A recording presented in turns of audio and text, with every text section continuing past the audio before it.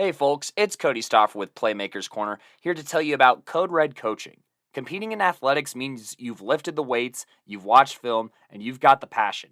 Problem is, that's what everyone else in the state has done. Perfect your game by honing in on your mental performance with Code Red coaching. Whether you are a team or an individual, Code Red coaching has the tools to create mentally solid habits and set up you or your team for success.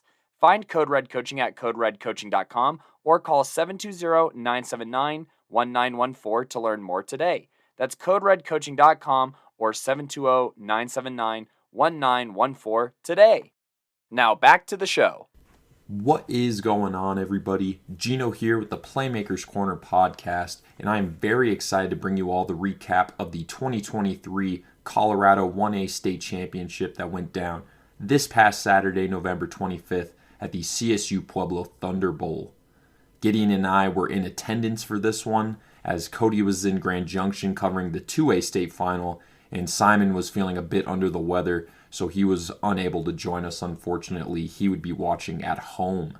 Speaking of weather, it was a cold, snowy day in Pueblo, Colorado for this state championship that had the one-seeded powerhouse and reigning state champs Lyman Badgers facing off against the six-seeded Strasburg Indians, who are returning to the 1A state championship for the first time since 2020, where they also faced off against Lyman.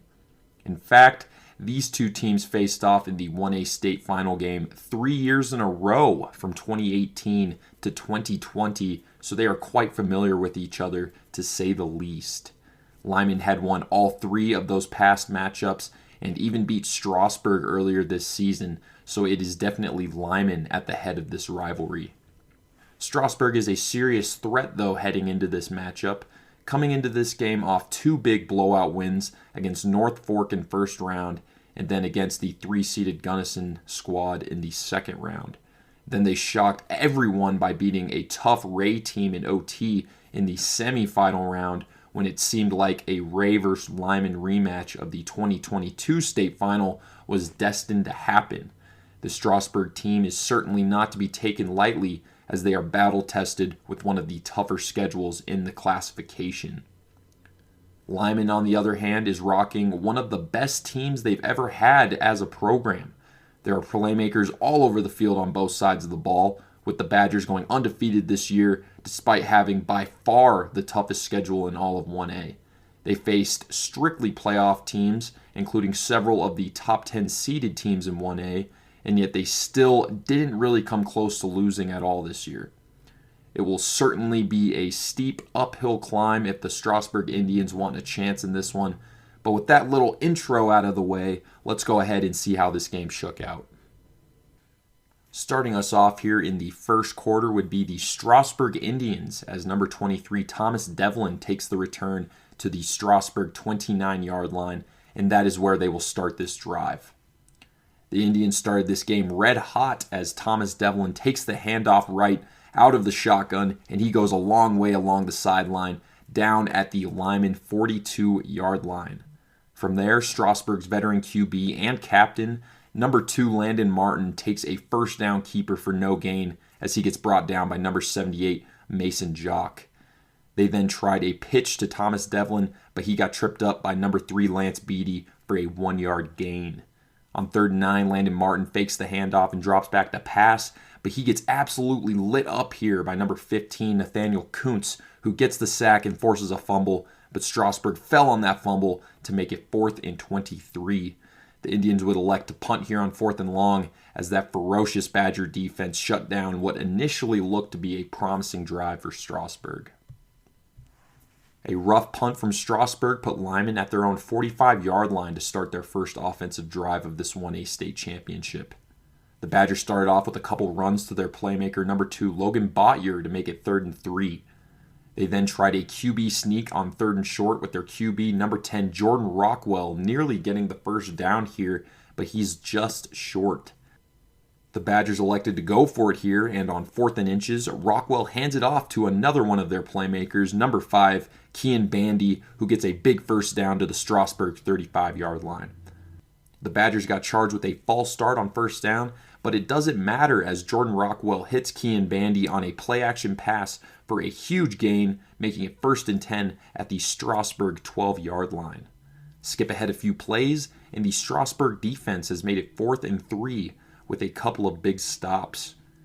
On 4th and 3, the Badgers would go for it here as Jordan Rockwell takes a QB keeper outside right for a clutch lineman touchdown.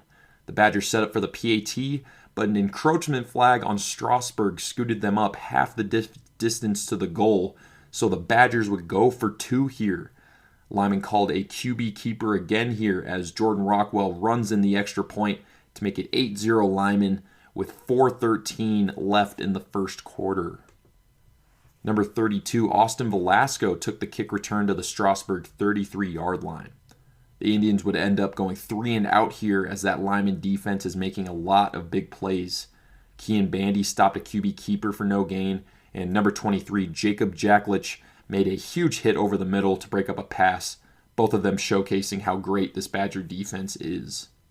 The Indians tried a deep play-action pass on 3rd and 10 that almost went for a touchdown, but that one fell incomplete to force them to punt. Those 3rd down bombs would be a trend in this game for Strasburg. Another rough punt from Strasburg puts Lyman at the Strasburg 44-yard line to start their drive. A pitch to Logan Botyer got stopped by one of Strasburg's top playmakers, Al Dickens, to make it 2nd and 7. Then another run to Botyer got stopped by number 68, DJ Cannon, to make it 3rd and 4. Lyman called timeout here following the Botyer run with 1:55 left in the first. Lyman's coach, Mike O'Dwyer, lets his offense have it on the timeout as he is clearly not satisfied with the execution on this drive. Following the passionate timeout, Jordan Rockwell would complete a pass to Lance Beatty along the sideline for a 1st down at the Strasburg 31-yard line. A 1st down run from Botyer got stopped by Al Dickens and number 18, Paul Smith, and then a holding call on the next play made it 2nd and 17. On 2nd and long, Jordan Rockwell drops back to pass and floats one up to a wide-open Lance Beatty, who brings that one in for a Badger touchdown. Excellent play call from the Badgers to make it 15-0 after number 85, Danny Sante, nailed the PAT with 22 seconds left in the first quarter.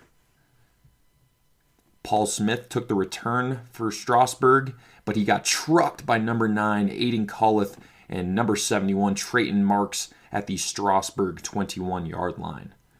Strasburg ran it for 1 yard on 1st down, taking us to the end of the first quarter. Lyman up 15-0 early on here in the 1A state final. Strasburg would actually end up punting for the 3rd straight drive here as the Lyman defense continues to completely shut down those 1st and 2nd down runs that Strasburg keeps trying. Lyman would start at their own 49-yard line here after the punt. A Logan Botyer run for 4 yards and an offsides penalty on Strasburg makes it 2nd and 1. Rockwell handed it off to Kean Bandy here as he gets a 1st down to the Strasburg 39-yard line. On 1st down, Logan Botyer takes a pitch for a huge 1st down, plus a horse collar penalty on the tackle, makes it 1st and goal at the Strasburg 6-yard line. Strasburg got hit with an encroachment flag on the next play to make it 1st and goal at the 3-yard line. They tried a handoff to Botyer on 1st down that got stopped, and then a couple Kean Bandy runs were barely short of the touchdown, so it is now 4th and goal at the half-yard line as Lyman calls timeout here with 7:26 left in the half to discuss how they are going to get this ball across the goal line. Coming out of the timeout, it is Jordan Rockwell who gets a sneak up the middle for a Lyman Badgers touchdown. It is now 22-0 after Danny Sante nails the PAT, as Lyman is really starting to pull away here with 7:22 left in the half. A bouncing kickoff slipped through the Strasburg returner's fingers as he scoops it up and gets brought down at the Strasburg 12-yard line. A couple of runs from Thomas Devlin makes it 3rd and 2, and then on 3rd down, Landon Martin lobbed up a jump ball that is snagged by Austin Velasco for an amazing catch and a 1st down at the Strasburg 27-yard line. The Indians ended up punting yet again here, though, as that little bit of life from that 1st down quickly faded away.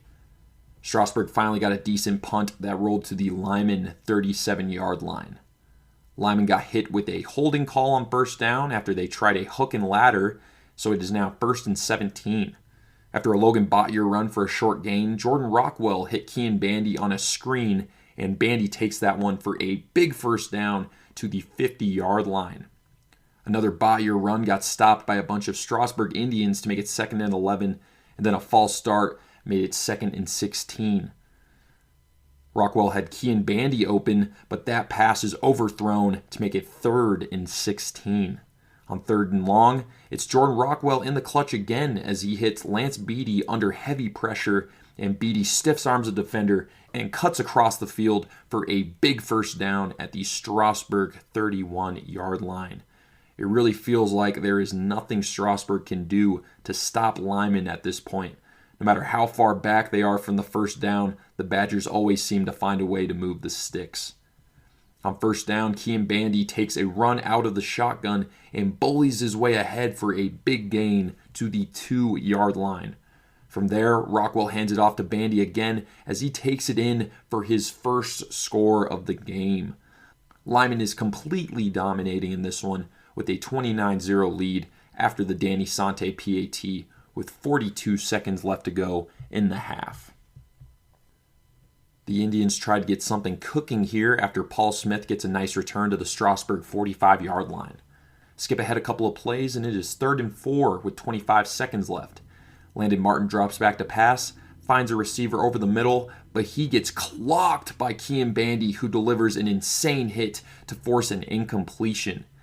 Except the refs didn't like that hit, so they call a personal foul penalty on the hit to give Strasburg a first down at the Lyman 34-yard line. Lyman called timeout here with 14 seconds left in the half following the penalty. That was a really questionable flag there, I gotta say. Gideon and I were pretty both positive that Bandy delivered a clean hit, but that's neither here nor there. Back to the recap. Coming out of the timeout, Landon Martin drops back to pass and gets flushed right.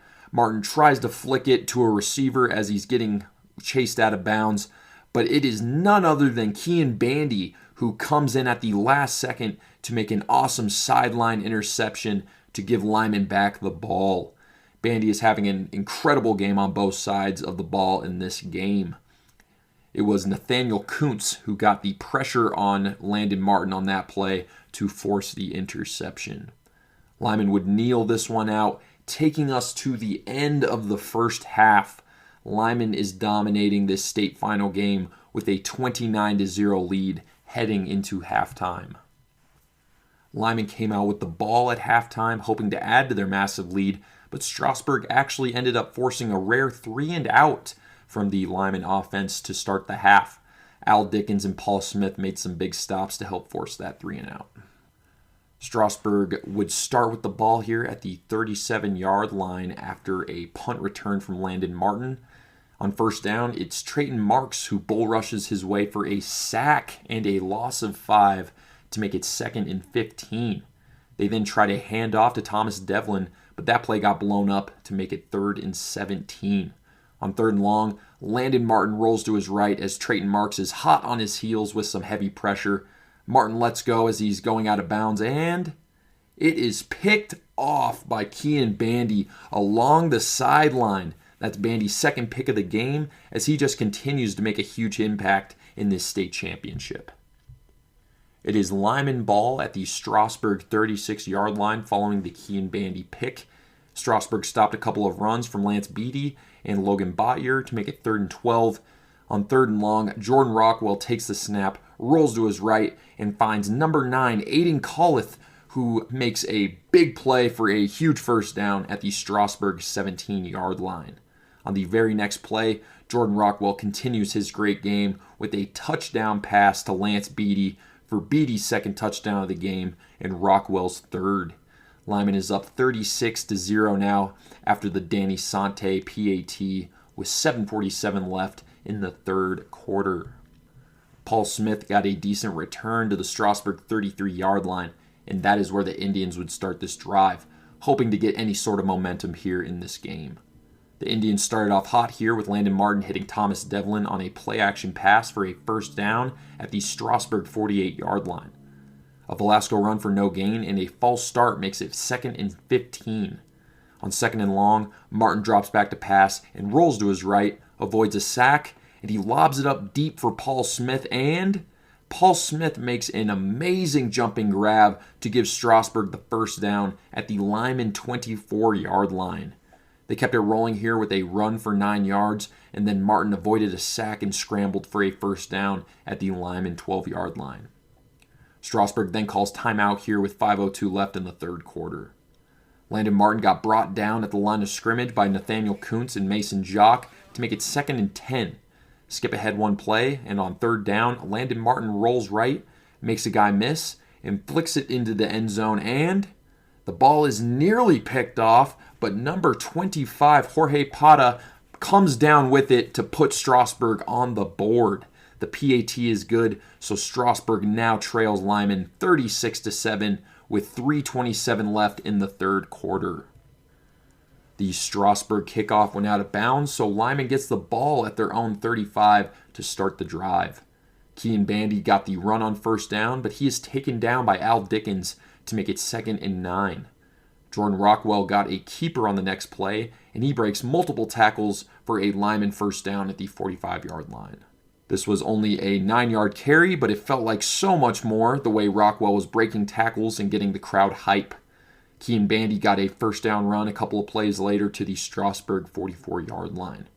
Gideon's dad on this play referred to Lyman's offense as the wave of shadows, the way they use motion and how the defense never knows who's going to get the ball on any given play. And I got a real kick out of that. I think that is a perfect way to describe the Lyman offense because they are so dynamic with their mix of motion on both passing and run plays. And that is just a nightmare for defenses to try and guess who is going to get the ball. Back to the recap, though. On 1st and 15, following a false start, Jordan Rockwell nails Logan Botyer for a perfect over-the-shoulder pass in tight coverage as Botyer takes that one all the way to the Strasburg 3-yard line to make it 1st and goal. That big play helps set up a run to Logan Botyer, who takes it outside left for a wide-open Lyman Badgers touchdown. Lyman adds to their lead here to make it 43-7 with 49 seconds left in the third after Danny Sante nails his 5th PAT of the game. The Lyman kick went out of bounds to give Strasburg the ball on their own 35-yard line. Landon Martin hit Paul Smith for a big gain, plus a late hit flag on Lyman made it 1st and 15 at the Lyman 24-yard line. Martin hit Jorge Pata on first down while fading away for 3 yards, and then he had a wide-open Thomas Devlin in the end zone, but that pass falls incomplete to make it 3rd and 7. Landon Martin flipped it to Devlin for a decent gain, but a holding call made it 3rd and 11. Martin tried hitting Austin Velasco on back-to-back passes, but it wouldn't be enough as Strasburg turns it over on downs here. And that would take us to the end of the third quarter. Lyman leads this one 43-7. Let's check out the fourth quarter to see who will be taking home the 2023 1A State Championship trophy. Lyman gave it to Logan Botyer on 3 straight carries, but they end up with a rare 3-and-out here. The Lyman punt landed at the 43-yard line, and that is where the Indians would start this drive. Lyman immediately called timeout here after the punt with exactly 10 minutes remaining in the game. Strasburg would try 2 consecutive deep passes, but both of them fell incomplete, with number 55, Keegan Mellott, batting down the second pass to make it 3rd and 10. Strasburg called timeout following the batted pass with 9:50 remaining. Landon Martin tried a deep pass to number 15, RJ Weaver, and it falls incomplete, but a pass interference on that play gives Strasburg a first down at the 38-yard line. Martin pitched it to Austin Velasco, who takes that one all the way down to the 7-yard line to give Strasburg 1st and goal here. Strasburg then gave it to Thomas Devlin on back-to-back carries, with the second one going in for a touchdown. It is now 43-13 with 8:26 left in the game after the missed PAT. Strasburg would try an onside here, but Lyman fielded it at the 43-yard line. The Badgers started off with a QB keeper that got stopped for a loss of 6, and then they gave it to Logan Botyer, who got 2 yards on the carry. On 3rd and 14, it's Kean Bandy in the clutch again as he takes a screen pass for a big gain and first down at the Strasburg 20-yard line. Lyman then faked a sweep as Jordan Rockwell hands it off to Skylar McGreedy behind his back, and McGreedy takes that one all the way for a touchdown. Except there was a block in the back penalty on the play, so it is now 2nd and 22. Lyman then ran it for no gain, and then they would call timeout here with 5:57 left in the game. Skip ahead one play, and on 4th and 20, Jordan Rockwell lobs it up deep to Kean Bandy, who makes an amazing catch down at the 5-yard line after a defender tips it.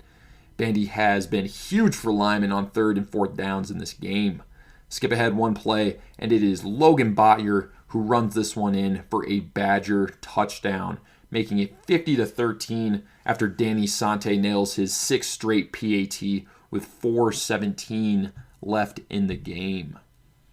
And that would be our final score in this one as the Lyman Badgers win their 22nd 1A state championship and their 5th in the last 6 seasons. Just an unbelievable run of dominance from this Lyman squad in the last several years, and what a great way to cap off a season where they faced all of 1A's best throughout the year and still came out undefeated in the end. Congratulations to the Badger players, coaches, parents, students, and everyone in between on an amazing season. You all have set a standard for the rest of the state and have elevated Colorado football with your continual dominance and sportsmanship. It is also my pleasure to present the offensive and defensive playmakers of the game, as well as the most valuable playmaker of the game. Your 1A state championship offensive playmaker of the game was Jordan Rockwell with 4 total TDs, 261 total yards, and a QB rating of 159.2. Rockwell was throwing dots all over the field in this one and was a massive reason why Lyman was able to dominate in this game. The defensive playmaker of the game is awarded to Trayton Marks, who finished with 8 tackles, a sack, and 1.5 tackles for loss, constantly getting pressure on the QB all game long. Marks was the 1A defensive playmaker of the year as well, so it was awesome to see him dominate in the biggest game of the year. And your 2023 most valuable playmaker of the 1A state championship is Kean Bandy, with 7 tackles and 2 interceptions on defense, as well as 4 receptions for 101 yards and 9 carries for 65 yards and a touchdown on offense.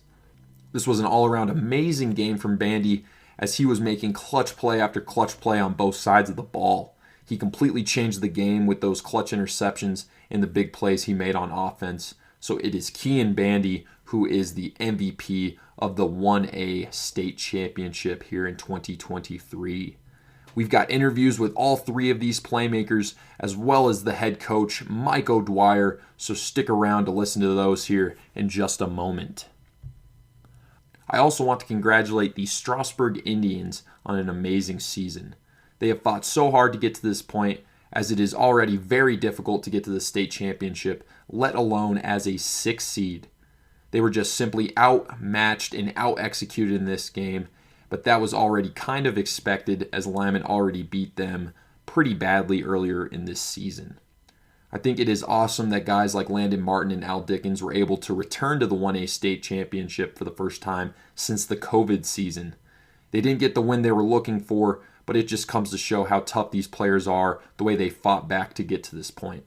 Speaking of Martin and Dickens, we got to have some great interviews with them after the game as well. Hearing Martin and Dickens reflect on these past 4 seasons led to some very thoughtful answers, so make sure to stay tuned to hear from those 2 playmakers once I'm done wrapping up this recap. And with that being said, I'm going to let these playmakers share their thoughts on the game and just the season and their careers overall. Gideon has it from here, so I will catch you all later on in the episode for the recap of what happened in the 4A classification. Peace out. Obviously not the result you wanted, but you guys showed a lot of fight, and you managed to put a couple of points on the board there. which is better compared to last time you guys played Lyman in the championship. What was your mindset coming into this matchup? The mindset was come out and fight with all we got, especially for us seniors. We knew no matter what, this was the last one, and wanted to come out and try to do something special with it. So that was kind of the mindset coming into it. And, I mean, you got that championship DNA in you. Walker's your cousin, right? Yes, sir, he is. And so you as a family know what it's like to play in these big moments. Was there any advice that he gave you heading into this matchup, or what was the relationship like there? Yeah, so my older brother Connor won state back in 2016 with Strasburg, and then obviously Walker did all he did. And I asked them both kind of before the game for some advice, and they just told me, be calm. There's going to be nerves, but those are good. So take it as it goes and play every snap like it's your last. And that was really all they told me. That makes sense. And last but not least, what was your favorite moment from your high school career? Oh, man.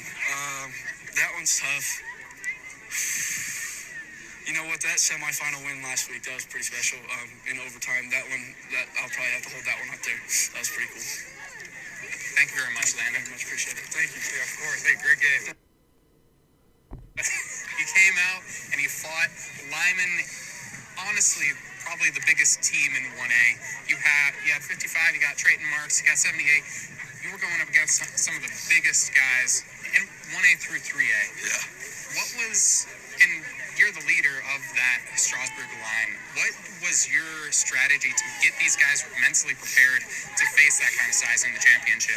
Yeah, well, we knew coming in they were going to be a great team, that they were going to give us a better run than we will ever probably see again, especially as seniors. They're a great team, and we knew that just with their size, we had to have some heart. We tried to win the battles up front, just didn't stick to our keys right, and unfortunately got away from us pretty quick. But we just wanted to come out here and battle with them as hard as we could, take care of business up front, but cards fell how they did.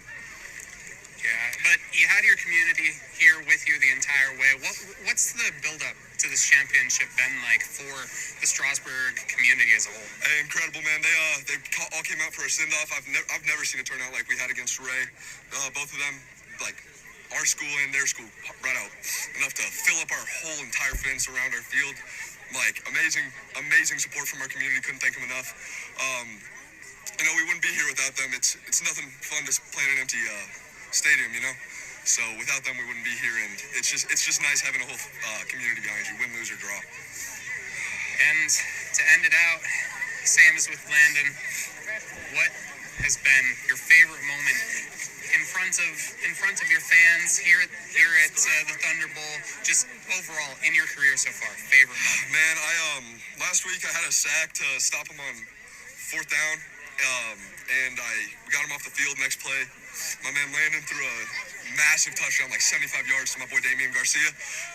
Getting them off the field right there and then being able to make a play that got us right back in the game was pretty fun for me. And then being in on that goal line stop when they went for 2 definitely would have to be last week. Maybe even our overtime win versus Wiggins our junior year. But we've had some great moments. I've played with these guys since I was freaking in kindergarten. Landon's been my quarterback for that long. Man, Thomas has been running behind me for that long. So hey, I gotta have some great moments and ended it with my boys, but we couldn't come out on top.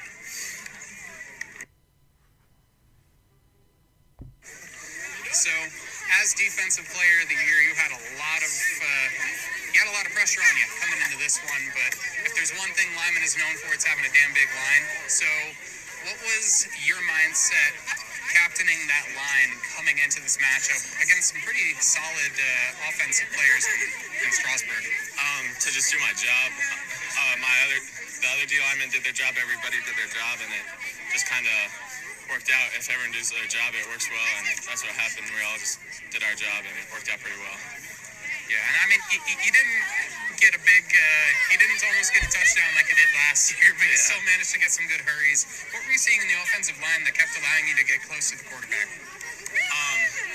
Getting pressure from otherwhere. We had a blitzing backer, and that takes a lot of pressure off me when there's other pressure spread out across the line, and it makes it easier to get some pressure from me. So. Fair enough. And to close it out, you have a lot of different moments to choose from. But what's been your favorite memory from your high school career? I think just hanging out with my team. We'll go do film, and then we'll all just hang out. We'll hang out in the house, and we just have a lot of good times doing that. And it's been pretty fun. I'll miss it for sure. And last but not least, are you going to be playing in college? Are you looking at it that as an option? Yeah, I'm looking at it, so we'll see. All right, very good. Best of luck, Trayton. This is Gideon from Playmakers Corner here with Kean Bandy of Lyman High School, our personal playmaker of the game for the 1A state championship. Kean, what was your favorite moment from this game overall? First of all, I want to give all glory to God. He does everything for me. He allows us to come out here and play. Favorite part, it's the whole game, coming out here playing with the 13 seniors we have, all the other guys, the JV squad, not even the JV squad, they make us who we are, they do the other plays for the other team, and, they just run it to the best of their ability, and they make us a great team, so it's all out to the scout team. Very good, giving credit where it's due to those fellas, and, scout team must have given you some good looks, because you knew exactly where to go on a couple of picks there. When you were catching those interceptions, what were you seeing from the quarterback that allowed you to get that type of angle? It was basically just he would roll out of the pocket. We had a great line, always putting pressure on it. It's not me making the plays; it's the O-line or D-line doing their job, keeping him in the pocket, making him scramble, doing what D-line should do, and make the quarterback stress. So it's all those guys. It's not me. All right, and to close this out, you have had a lot of career to choose from, but what is your favorite moment from your time here playing for Lyman? Oh, definitely the team dinners. Team dinners make everything so much fun. Last one, last team dinner, we all sat in one living room, piled in 46 guys or something, 38, I don't know, but it was all one small living room, but it was the best time of our lives, and we made the most of it, so. All right, and lastly, what are you looking forward to most when you get home tonight? Oh, definitely the parade, It's awesome, Our community is the best community ever. They come out, do everything for us. I want to give credit to those guys, too. Our community has the best support ever for us football players, and every athlete here, so thank you so much. So, Jordan, coming into this matchup, honestly, there's a lot of pressure to keep this dynasty going, but you came in and you put up 50 in a championship game, which, as far as I'm aware, is the second most that Lyman's put up in a championship game. When you were looking at withstanding that pressure against what is honestly typically a pretty solid Strasburg defense, what were you looking at coming into this matchup? We know two can throw the ball well, so we're trying to limit plays on defense, big plays, and offensively we're just trying to do what we do, run the ball hard. We knew the weather wasn't going to affect us, so we're going to do our stuff and go to a field. So, and we performed that pretty well. So. And you secured that championship game MVP. What did it feel like when you finally took that in your hands and you were able to take it in? I feel amazing. It was a rush of emotions. I'm so thankful for the team, for the opportunity. We got the greatest coaching staff in the state. I'm just so thankful to play with these boys, so it's really special. And, you've been playing with these boys for a long time, and you've played in more than your fair share of championships. What's been your favorite moment from your high school career? I would say, tomorrow, every day's a new day. This one's special, but I'd say everyone's special. Not one means more than the other, so I'm just thankful for everyone. So good shit. Coach O'Dwyer, you've come into this. You've been coaching here at Lyman for over 30 years, if I remember right. How does it feel to just win yet another one? Well, I think each and every one of them is, is special in their own way, and it just never gets old. It just doesn't, because each one has its own challenges. This year we got a little beat up, and I think that because we were a little bit beat up, we had to go to some younger kids, and some younger kids had to step up. So, I think that this one is special because of the adversity we had to overcome.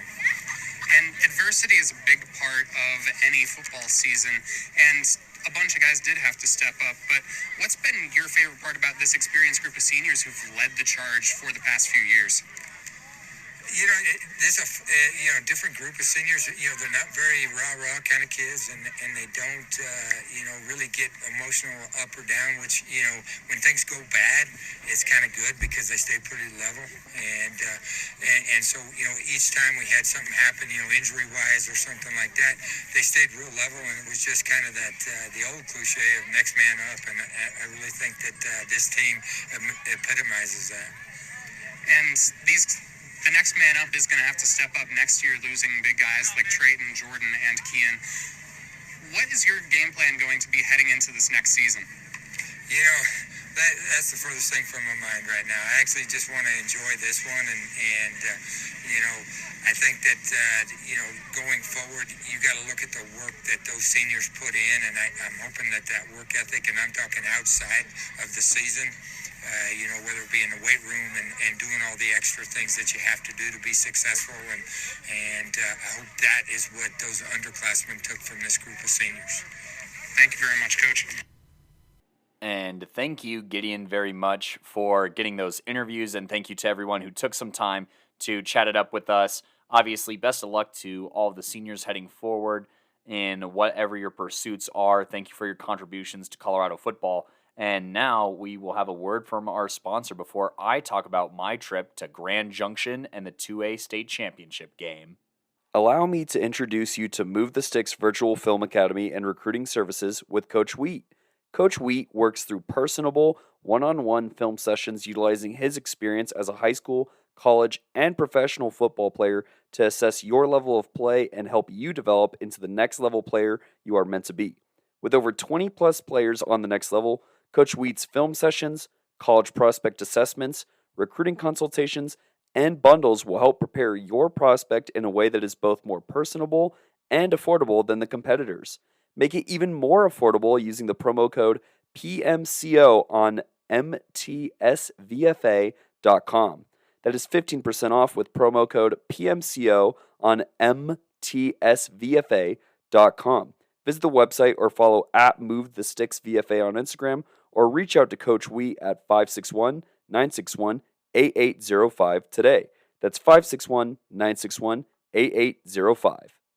Hey folks, welcome back to the show. I am your showrunner / host and guide for this segment, Cody Stauffer, and I'm going to talk to you about the 2A state championship game. This was hosted at Colorado Mesa University out in Grand Junction, where I drove out to on Friday and arrived out there. Shout out to the Lahardys for hosting me, and shout out to Felicia the cat, shout out to Kimmy the dog, shout out to Annie the dog, and shout out to Buddy the pig, who was also chilling where I was when I wasn't at the game. So, like I said, shout out to the Lahardys for being such gracious hosts for me to crash, as I did attend the game the next day, and then I drove back on Saturday. So that is an 8-hour round trip for anyone doing the math between where I live in Denver and out to Grand Junction. But let's go ahead and talk about this game that, Colorado Mesa is about 40 minutes from Delta,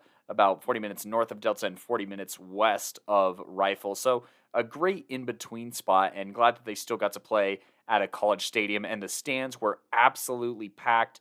Delta was wall to wall, and Rifle was really full as well. Rifle bringing their band and making some noise that way. Both of these communities showed out to show support for the rematch between these two teams that Delta had won in the regular season 28-7, and they were going to try and do some of the same focuses in this game. Meanwhile, Rifle was going to try and switch it up on them and see if they could pull a fast one. So let's go ahead and talk about this football game here, where Rifle would end up starting with the ball and get a nice little kickoff return to the 30-yard line.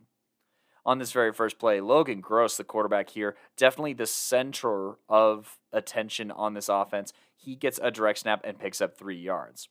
But on the very next play, he passes over the middle, and that's almost picked off, notated as a pass deflection by Talon Hewlett here, who's going to be a name that you hear quite a bit this game. But on 3rd and 7, they do pass left, and it is a one-handed catch by Tristan Sheets for the first down. Now, first down on the 43-yard line, they try a toss right, but that is met by Brett LaHoe at the line of scrimmage, and that is not very good. And then a run left only picks up 2 yards. And on 3rd and 7, quarterback is flushed right, and he tries throwing across the field here, which ends up being a critical mistake. That is intercepted by the sophomore, number 17, Jet Ryan here, giving Delta the ball on the other side of midfield heading in. Now, the Delta Panthers game plan is very obvious from the very first play here as they hand off left to Talon Hewlett here, who picks up 7. They try a keeper that is quickly swallowed up by number 77. That's Gabe McGregor, the senior, and number 9, Jesus Martinez. Jesus with a double-digit tackle performance in this game. But anywho, that forces 3rd and 4, so a little bit of a loss here. But they have a quick pass left and narrowly pick up the first down to the 37-yard line. After a run left is crushed by Arath Lopez here, they do bounce back with Tyree buying a lot of time and eventually finding his guy for 4 yards, setting up 3rd and 5. Delta, running out of time to get a play here, calls a timeout with 6 minutes and 3 seconds in the first, and they hand off left to number 3, who accelerates all the way inside the 10, but between a face mask and a block in the back penalty on Delta, they offset and will replay on 3rd down. It's a really good play call by Delta, and kind of a shame that the penalty's offset. And on the next play, Tyree doesn't quite time it right, and a pass over the middle is incomplete. But on 4th down, Reed settles down and finds number 9, Rylan Bynum, on an out route here to the first down to the 22-yard line.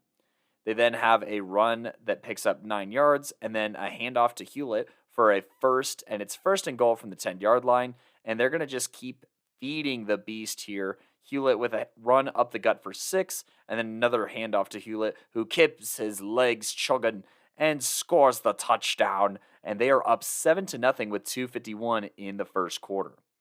Now the Bears, looking for some tricks up their sleeve, they call a reverse on the return and will start on their own 38, so pretty decent field position.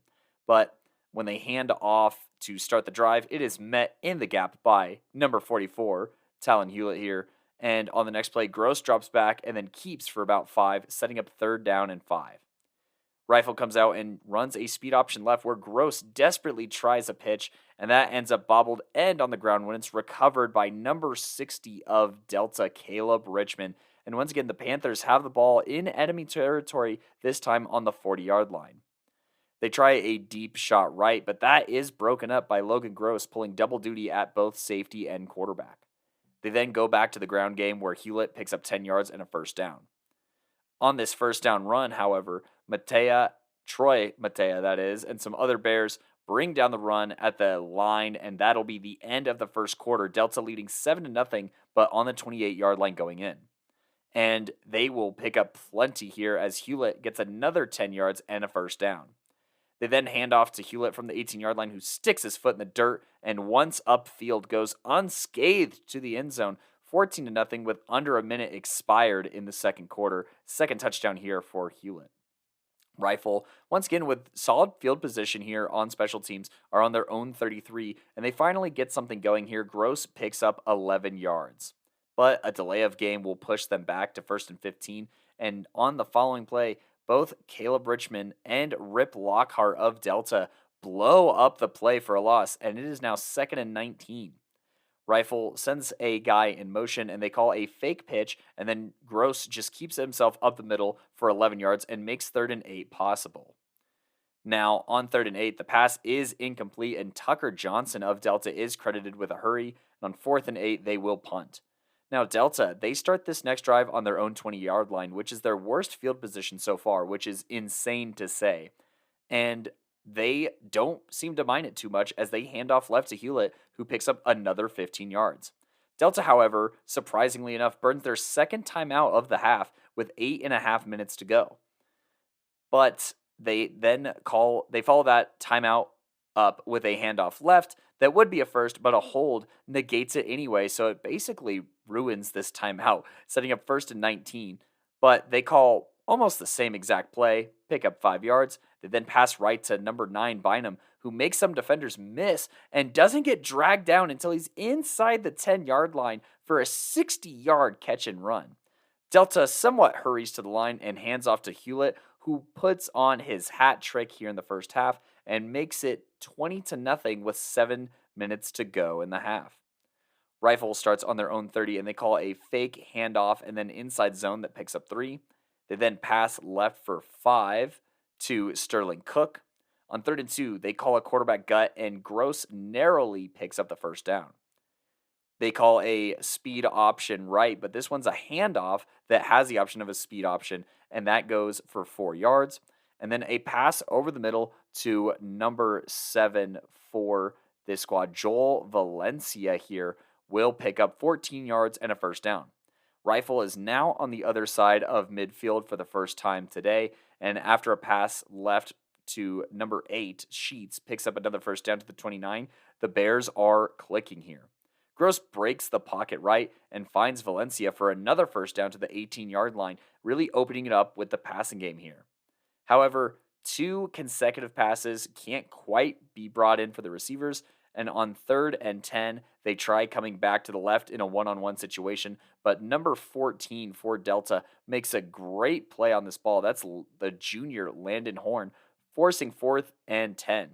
Delta uses their last timeout of the half with 2 minutes and 44 seconds here, and Gross on this 4th and 10 is scrambling, trying to fight against this extreme Panther pass rush here, and he tries to keep the play alive and throws it out of desperation, and that pass is going to be picked off by Rylan Bynum, who makes a diving interception to give Delta the ball, but a little dire here as Delta starts the drive on their own 3-yard line.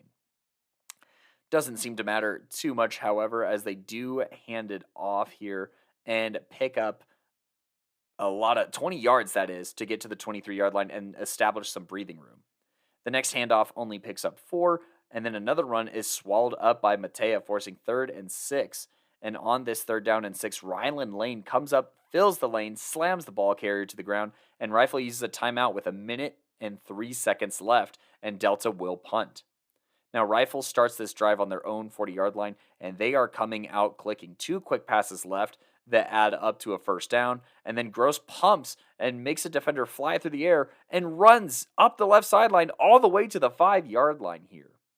Gross, on this 1st and goal here, buys time left, then right, and when the defender comes up to try and make a play, he finds Tristan Sheets wide open for the score, making it 7-20, heading into halftime. Like I said, Delta is leading 20-7, and they start with the football.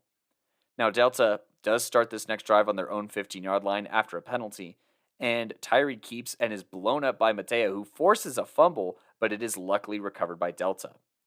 Following that, they have another QB keeper that's pretty minimalized, and then they call a play action pass right, and that is going to be intercepted by Logan Gross and housed all the way. But wait a second. There's a flag on the play, and everyone is holding their breath, trying to figure out, oh no, is this pick 6 going to be reversed? And the pick 6 is not going to be reversed. The play actually stands here with the 29-yard pick 6 for Logan Gross, as that penalty is against Delta. And after the PAT, it is now a 1-score game, 14-20, with 10.5 minutes to go in the 3rd quarter.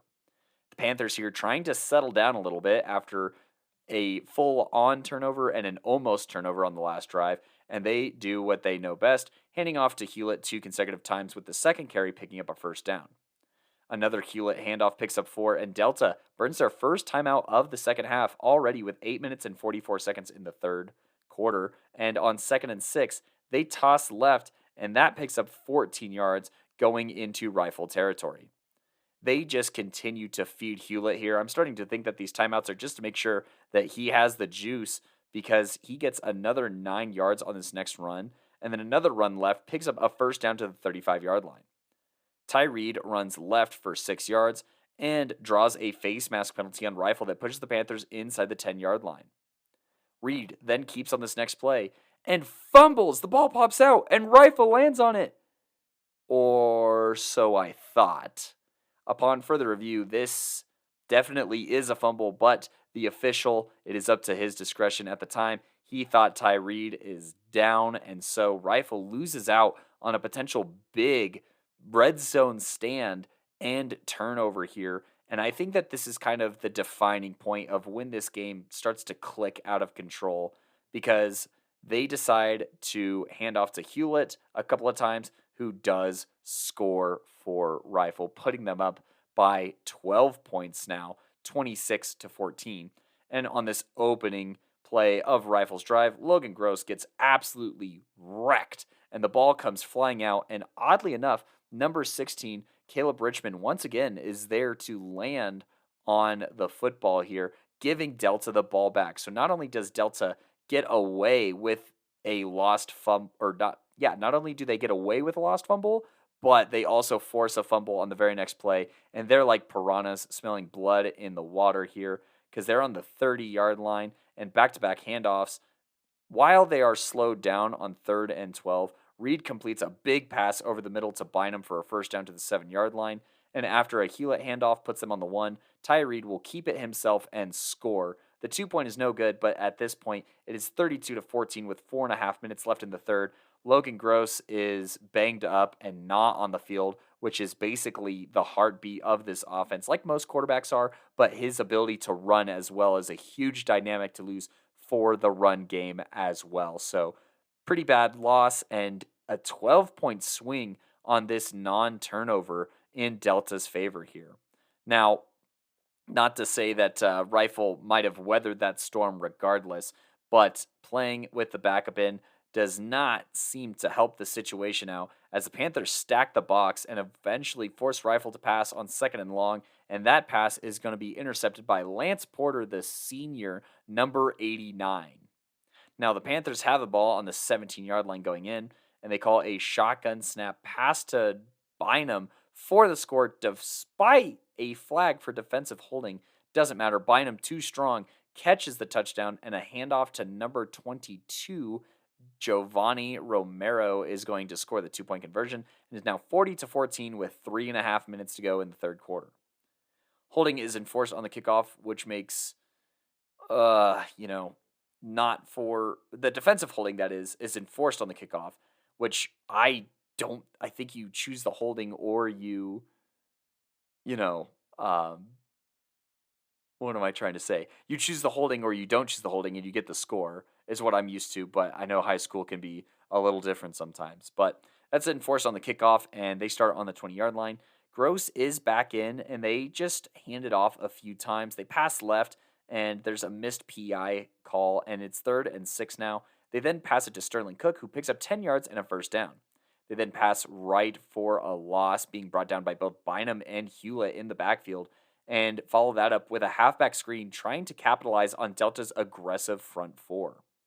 On 3rd and 6, initially there is some contact from number 58 of Delta, but then number 51, Tucker Johnson, finishes the sack. On 4th and 16, it is desperation time, and 58 comes back and cashes in again. Xavier Martinez with another sack to kill this drive. From the 18-yard line going in, they hand off to Hewlett for 11 yards, and the Panthers are inside the 10, and a toss right to Hewlett makes the angle work and puts Delta up 47-14 on the very first play in the fourth quarter. Now, Rifle fumbles on the return, and Delta has the ball on the 20-yard line going in, and while a toss right is swallowed up and Troy Mattia gets a sack here on 2nd down, they will stall out in huge part thanks to this defensive front's stop. And so the turnover on downs gives Rifle the ball on the 28-yard line, where they have a couple of runs before an incomplete rollout, and then a sack from Xavier Martinez once again forces a turnover on downs, along with help from Tucker Johnson. Now Delta's on the 43-yard line going in, where they have a run for none, and then Hewlett picks up 8. Troy Mattia gets a tackle for loss, and then toss right gains 4, and on 3rd and 4, they call a play action pass to number 11, who scores, making it a 50-burger with 4 minutes and 23 seconds, and it is now 54-14, running clock, and Delta's W here, bringing the first championship to Delta since 1960, extinguishing a 63-year drought here, and beating the other West Side Rifle Bears 54-14. Now let's go ahead and talk about some of the key performers for Rifle. Obviously, Logan Gross with a couple of interceptions, not his best game of this season, but 13 of 22 for 109 yards and a touchdown. And then defensively, having that pick six was pretty massive. Tristan Sheets had the receiving touchdown, and a few other receivers such as Cook and Valencia, and Joel and Isaac, that is, both had 3 receptions. So those were the big volume guys on offense for Rifle. On defense, Jesus Martinez, Arath Lopez, Efren Bustillos, and Troy Mataya all had double-digit tackles. Troy, I mean, just one of the best players that I've got to see live. Just an absolute monster on that interior defensive line. A sack this game, 2 tackles for loss, 10 total tackles, and also opening up plenty of opportunities for Bustillos to make those plays. When Delta ran the ball, they typically ran outside so as to avoid Troy's impact in the middle, and even then he would still make plays from time to time. But not enough to overwhelm this Delta dominance here. I mean, defensively, they really just took care of business here, holding Rifle to only 7 points of offense. Hewlett, 10 tackles. Tucker Johnson, 10 tackles. Same story, different day for this defense, honestly. Xavier Martinez, 11 tackles. Tucker Johnson credited with 3 sacks, and Xavier Martinez credited with 4 sacks. So 7 sacks, 3 interceptions, and a couple of fumble recoveries as well. Just could not be stopped today. Caleb Richmond obviously recovering both of those fumbles here. And then offensively, things were clicking. I mean, Rylan Bynum could not seem to be covered. 5 receptions for 124 yards and a score, including that 66-yard catch and run. Ty Reed had himself a pretty solid day, 7 of 11, like the convenience store, for 134 yards, 2 scores, and a pick. And then also that rushing touchdown earlier in the game. But you can't talk about this game with the Chassa recognized most outstanding player and with the Playmakers Corner Playmaker of the Week and the Junkyard Training Game of the Week Playmaker. That Playmaker of the Week crown will be readdressed later in this episode from Code Red Coaching, and the Game of the Week Playmaker. I mean, it's all just a monster performance. I already talked about defensively, Hewlett with the pass deflection and with 10 total tackles, but offensively was just the engine of this team. 36 carries for the true definition of workhorse for 242 yards and not a hat trick. Not 1, not 2, not 3, not 4, but 5 rushing touchdowns for Talon Hewlett here. Just absolutely beasting it and very revered. He shouted out his offensive linemen. If you want to hear their takes, both Tucker Johnson and Talon Hewlett's takes on this game, go ahead and check us out on TikTok at Playmakers Corner. But that is the 2A championship recap. Your Delta Panthers are state champs after beating Rifle 54-14. Now we're going to have a word from our sponsor, and we're going to get some recaps up next. Obviously, you want a trainer who can make you stronger and faster with the work you put in, but what about a trainer who can help you rehab and recover like the pros? Look no further than Junkyard Training, that not only offers specific strength and speed training, but also offers a plethora of recovery and rehab techniques like cryo, cupping, recovery boots, and so much more. Learn more today by visiting junkyardtraining.net or call 303-521-7594. Once again, visit junkyardtraining.net or call 303-521-7594 and get started today. What's good, y'all? Coach V here, and I got your 3A recap for these semifinal playoff games here from 2023, obviously, but more specifically November 25th. And, actually, they both took place on November 25th, so there you go. There we were able, I'm just going to mention this real quick, have a little media day a couple days before this here, where we got to talk to not all the 3A semifinal teams, but, Lutheran was a team we got to talk to a lot. Shout out Coach Robbins in his program over there. And then we also got to talk and listen to Holy Family's head coach talk as well. So That ended up working out. You'll hear why here in a minute. But let's go ahead and hop into this one. I'm going to hop into actually the Holy Family versus Thompson Valley game first. This was the game that I was not able to watch. Couldn't find the link to watch it, but I was following the score tracker and, I talked to a couple other people who were at this game. Okay, so to start this game here, Holy Family would actually score 2 rushing touchdowns in the first quarter, both scored by running back Dominic Gabriel, I believe here. One was scored by Dominic Gabriel and one was scored by quarterback Rylan Cooney, and so that would give them the early 14-0 lead. But in the second quarter, right before the quarter ended here, Riley Suarez of Thompson Valley completed a pass to make it 14-7 at half. Now in the third quarter, nothing too much really went on here. It was pretty much a struggle between these two defenses holding each other down here, keeping it close, only a one-score game, 14-7. But in the fourth quarter here, Holy Family went ahead and tipped the scales a little bit. Rylan Cooney would go ahead and basically top off a really nice drive here and score by running it in, getting his second rushing touchdown of the game and going up 21-7 with 6 minutes left. Now, Thompson Valley, they had their chances. They were driving down the field, but Mark Mollendor here, and excuse me if I say that wrong, but he gets a pretty key interception to go ahead and end this game. And with that, Holy Family runs out the rest of the clock, and they will be going to state, defeating Thompson Valley 21-7 here. Just some stats. Rylan Cooney, 12 of 18, 145 passing yards, also added on 58 rushing yards and 2 rushing touchdowns. Dominic Gabriel with 58 rushing yards and a rushing touchdown. Monte Samaras, 4 receptions for 69 yards. And then on defense, Braden Bach here with 18 total tackles, 13 solo, by the way, doing his thing there. But Cole Kuzak here, who I want to say he was the one who got the interception, not Mark Mollendor. I could be wrong, though, but he is accredited with 2 interceptions in this game here, and nobody else is accredited with interceptions so far, so that may or may not be right here. I know it said number 27 intercepted it, but on here, Cole Kuzak's number 10, so I don't know. Maybe it was just a mistake there, but it is what it is. A big-time interception at the end would close out that game, as Holy Family will be going to state, I want to say, their first state championship appearance ever. Okay, now let's talk about this other matchup, Lutheran at Green Mountain. This was a highly anticipated matchup, one of the best games we felt like would happen all year long, all season long here. And so let's go ahead and hop into this one here.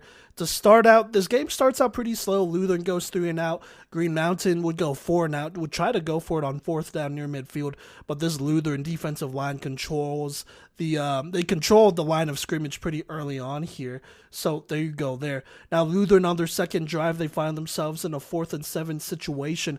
Rika Daugard, he goes ahead and drops back and finds his receiver on the perfect post route here.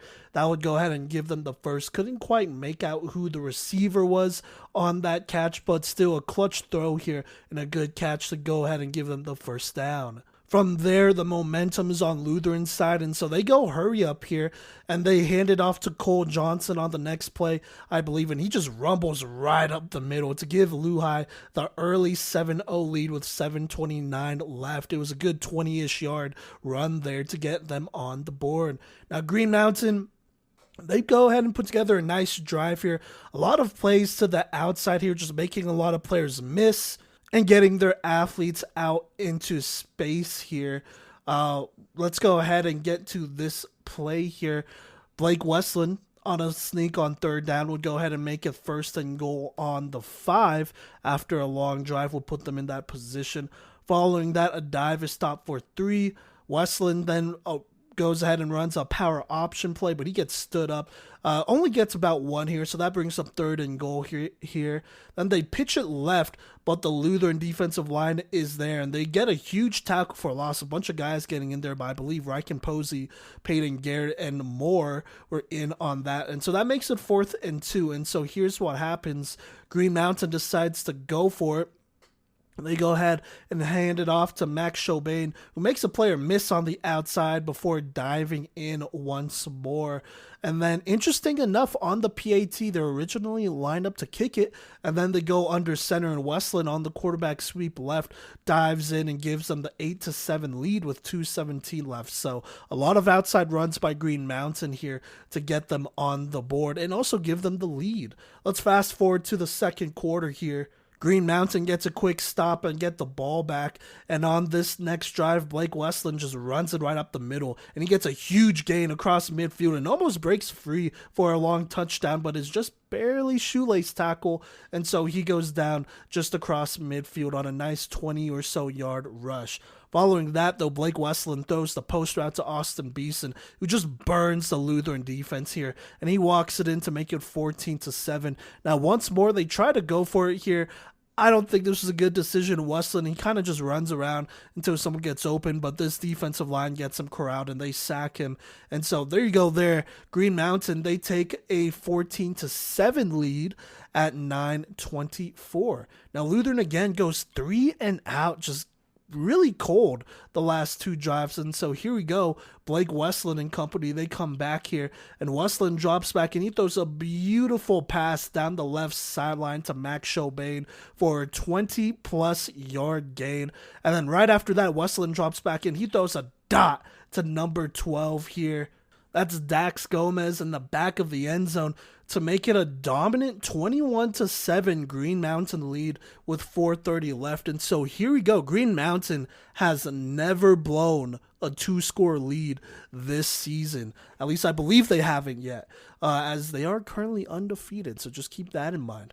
And so here we go. Lutheran, they need to get something going. They've been really cold. And here's what happens. Ryken Dalgard, he drops back and then he goes deep to his big wide receiver, senior wide receiver, Jack Weslowski here, who goes ahead and head tops somebody in the end zone here to make it a 21-13 lead here. Still Green Mountain's lead, but, you know, just a great play. Dogger just trusting his receiver to make a play in one-on-one here, and he does exactly that. Now, he is so hype, he stares down the Green Mountain DB, and so that is a personal foul. That's unsportsmanlike, and so Green Mountain elects to go ahead and tag that onto the PAT instead of the kickoff, and so now it's about a 35-yard PAT, but somehow they do get Green Mountain to hop off sides there. So now it's a 30-yard PAT, and Sam Smolin, he puts it through, and it's good. 21-14 here as Lutheran has cut into this lead right before half. Now, Green Mountain is actually able to get something going here. With about 7 seconds left, they are able to get to the 31 thanks to Blake Westland scrambling. And so there's about 7 seconds left. This is about a 48-yard field goal, so it's pretty far. They attempt it anyways, and as you can expect, it's pretty short. So there you go there. That will be the end of that, but Green Mountain still has the lead, 21-14, going into the third quarter. Now, Green Mountain, they actually get the ball to start this quarter, I believe. And a little bit down into this drive, they find themselves in a pretty dangerous 3rd and 18 position, but they find a way to get across midfield here. Westland just making a play, and so that does get them just across midfield. But unfortunately, this Lutheran defense, unfortunate for Green Mountain, that is, they step up here and they shut them down 4 plays in a row and cause a turnover on downs on 4th down. Now, Lutheran, they get the ball and they put together a pretty good drive here, pretty sharp on offense, running the ball well and having some good sharp passes here, but it also doesn't help that Green Mountain is kind of shooting themselves in the foot. A number of penalties go ahead and gets Lutheran to the 8-yard line, and so here we go, 1st and goal on the 8 versus a false start. So now it's like 1st and 13 on the 13. Then there's an incompletion. Then they run it left with Cole Johnson. And then a couple plays later, it's now 4th and 10 here. And so here we go. Lutheran decides to kick this one. It's about from 27 yards out here. A chip shot here. And Sam Smolin just misses it. Which is interesting because the PAT hit before was farther. So there you go. That's a missed opportunity by Lutheran. And so let's go ahead and go into the 4th quarter. That's when things would kind of begin to pick up here. But Lutheran's defense, they actually stand strong here on the 34-yard line, and on fourth down once more stops Green Mountain from getting the conversion. And so that's a turnover on downs with about 8 minutes left. And so here's what happens. First down, Reichendauer drops back, and he goes back to his senior, Jack Wazlowski, on the post route, who goes 50-plus yards to the house to tie this game at 21-21 with about 6:53-ish left here. Wow, just a crazy throw here to go ahead and put Lutheran up. Well, not up, but tied here at 21-21. And so the pressure goes to Green Mountain. And so here we go, Green Mountain. They find themselves in a 3rd and 11 situation on the 25. Westland drops back. He goes deep and finds Beeson down the left sideline, but it's dropped. This probably would have been a touchdown here. And so now it's 4th and 11. They decide to punt it, but Lutheran tries to pick it up. It bounces on the ground first. Then they try to pick it up, but the kid who picks it up immediately gets smacked, and so he fumbles it, and Green Mountain takes over across midfield just like that. But Green Mountain, they are stopped on downs once more. On 4th down again, they find themselves in a 4th and short situation, and this Lutheran defense comes up big and stops them once again on 4th down. And so here we go, Lutheran with the ball, with the chance to go ahead and put this thing away, and they decide to pound the rock, and they do that, handing it off to Cole Johnson, handing it off to their freshman running back Evan Holdridge as well, and that gets them across midfield. Lutheran would call a timeout at about 57 seconds left though across midfield, and it would be 3rd and 11. And so after the timeout, 3rd down here, Dagger drops back and he throws the post route here to number 3. That is Ben Herbeck, who goes ahead and catches it and is almost there. He almost scores here, but is stopped short right on the goal line here on about the 2.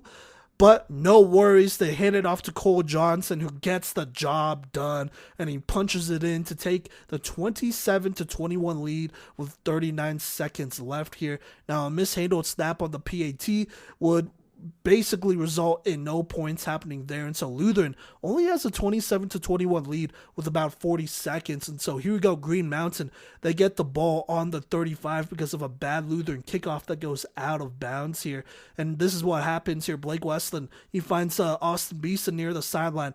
That goes for a 1st down. He gets out of bounds, 34 seconds left. 1st down after that, it's incomplete. 2nd down after that, Westland drops back, he goes deep, and he finds Austin Beeson, who just mosses the cornerback here, and that puts them on the 10-yard line. He is stopped just a little bit short here, and so here we go, 1st down on the 10, 21 seconds left. Green Mountain goes ahead and takes their final timeout here to preserve some time. 1st down, they drop back, Westland, he throws it, it's incomplete. Just good coverage here, about 15 seconds left. After that, Westland drops back, tries to throw it again. This one's incomplete, just off the mark here, so now it's 3rd and 10 here. Following that, 3rd and 10 here, Westland drops back. He's looking. He's trying to extend the play, but the clock is running out. Mind you, he has under 12 seconds to throw here. He finally checks it down to his running back, which was a mistake because he's in the middle of the field and he automatically gets tackled by a number of Lutheran defenders. By the time he goes down, there's like 5 seconds and ticking on the clock. Green Mountain is trying to get back to the line to spike it, but you got to remember it is 4th down. It does not matter anyways, though, as the clock runs out on Green Mountain. There is some sort of controversy, I guess, on the field that he got the snap off just before, but he did spike it on 4th down, so even if he got it off, it would have been a bad play, a spike on 4th down to end the game. And so either way, it wasn't going to go Green Mountain's way. He just took too much time there to throw it on the 3rd down situation, and it was just a little bit too scrambled. And so there you go there. Lutheran comes back from being down 21-7 in the 2nd quarter and wins 27-21. And for the 2nd year in a row here, Lutheran will be going to state. All right, now on this segment, we're just going to go ahead and combine our state predictions here for the 3A state championship. Myself and Gino will be in Pueblo for this one. We're both super excited to see this one go down. But let me go ahead and go down the line and read what everyone's predictions are. I'm going to start with Cody and Gideon since they'll be up in Fort Collins for the 4A, 5A games. Cody's going with Lutheran. He says it's really hard to beat a team twice, and especially when you narrowly got by them the first time with their QB/MVP banged up. That is the task that is facing Holy Family, and I think that after having sniffed the Promised Land so many times, Luhai is due. Gideon is going to go ahead and go with Lutheran here. He said Holy Family is solid, but I feel like Lutheran is the more punishing team. I know Holy Family won the regular season matchup, but the Lions have the momentum. I don't think Marco LaPierre was playing in the game against Holy Family since he posted a thing from the U.S. national team earlier that day. So the TV defense didn't have their anchor, and Holy Family still only won by 14. Plus, Lutheran has better players on the O-line. I feel like Holland Sturm doesn't have many guys to be scared of. So yeah, there you go there. That's 2 for Lutheran there. Gino is also going to go with Lutheran. He says, yes, I know Holy Family has already beaten Lutheran this year, but that was only by 1 score, and we all know how tough it is to beat a team twice, especially in this 3A classification. Lutheran had arguably the toughest road to get to this point. Meanwhile, Holy Family got to play Lewis Palmer in round 2. I think facing a fast-paced team like Lutheran is going to be a shock to Holy Family at this point in the season. Plus, I think Holy Family is more likely to win a shootout. Lutheran is more likely to win a shootout. I trust the Lions to continue this amazing run of postseason clutchness, so give me Lutheran by 10. I will go ahead and complete this sweep and go with Lutheran as well. Look, ever since I saw the round 1 win against Frederick, I believed this Lutheran team could not only go to state but win it. They faced an extremely difficult road between Frederick round 1, Durango round 2 on the road, and then Green Mountain on the road as well. Holy Family and Ryland Cooney won't go down without a fight. But shoot, man, let me get Lutheran one more time for their first ever state championship. I saw them go to state last year against Roosevelt, even go up in that game. This year, I think things will be different as long as everyone's healthy. I think that's the biggest thing there. But, I just got to go with Lutheran one more time. That's just what my gut is saying. I think this is their year. But I wouldn't be surprised if Holy Family wins it. I really feel like Ryland Cooney and company, they're going to put up a fight. And if it comes down to a dogfight at the end, you never know. So we'll see, but extremely excited to see this great matchup here on Saturday. What is going on, everybody? Gino here, and I am back to give you all the scoop on what went down this past Saturday in the 4A state semifinals for the 2023 season. There was some triumph, some heartbreak, and consequently some drama as well, and we'll make sure to get into all of that. Starting off hot here, though, with the 3-seeded Montrose Red Hawks visiting the 2-seeded Erie Tigers in a matchup that had all sorts of fireworks during and after the game. For the game, though, here, Blake Barnett would get a 15-yard touchdown pass to Cave Meredith for a touchdown here, putting them up 7-0. And then in the second quarter, Blake Barnett got another touchdown pass with 3 minutes left, and he also completed another pass on the 2-point conversion to put Erie up 15-0. Skipping ahead now to the third quarter, Gage Warham got a rushing touchdown from 13 yards out to make it 15-6, and then Blake Griffin ran it in for the 2-point conversion, making it 15-8 with 4 minutes left in the third quarter. Now in the fourth quarter here, Erie got a field goal with 11 minutes left to make it 18-8. And then Jackson Killen of Montrose ran it in from 3 yards out to make it 18-14 with 8 minutes left in the game. And then Blake Barnett punches it in to make it 24-16 with 5 minutes left, 25-16 after the PAT.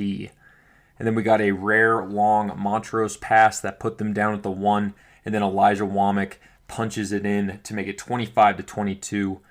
And then the 2-point conversion was no good. So with 4 minutes left, that will be the ball game. So for Erie, the Tigers avoid a late comeback from Montrose and they will be advancing to the state championship to play the winner of Palmer Ridge and Broomfield, which we will be getting to here soon. It looks like Blake Barnett scored all the TDs for the Tigers in this one. He's certainly ending his season the way we all expected so far. For Montrose, I don't have much to say, but I must address the elephant in the room. It sounds like the Redhawks decided to walk off the field at the end of the game rather than shaking hands with the Erie Tigers. The Montrose coach gave some vague tweets in response to the backlash, but all he really did was stir up more hate and controversy towards the program. I think he just needs to come out and give a real answer as to why they didn't shake hands with Erie, because otherwise it's a terrible look on the program and the players deserve so much better than that. Hopefully we get some more context here as the week progresses, but let's move on now to the Broomfield versus Palmer Ridge game. Winner gets to play Erie in the state final. So in this one, Derek Hester started this one off in the first quarter with a run. He made it 7-0. And then Broomfield got a pass to Brody Judd, and that makes it 7-7. Skipping ahead here to the second quarter, Holden Wright of Palmer Ridge got a 20-yard rushing TD with 2 minutes left in the half to make it 14-7. In the third quarter now, Derek Hester, he ripped off a run and goes for 20 yards, and then Hester eventually punches it in to make it 21-7. And then we got a huge pick from Jimmer Weir of Palmer Ridge, and that was capped off with a 25-yard Derek Hester touchdown run, and that would honestly seal this one. In the fourth quarter, Rhett Armstrong would get a field goal to make it 31-7, and then a Broomfield punt return for a touchdown to make it 31-14, and then Derek Hester with a rushing touchdown to make it 38-14, and that would be our final. So for Palmer Ridge, it looks like Derek Hester had 3 rushing touchdowns. We had Holden Wright with a rushing touchdown, and then Jimmer Weir with that interception to help set up a Derek Hester touchdown that sealed the game in the third quarter. It looks like Palmer Ridge won this one with their usual domination and relentless execution on both sides.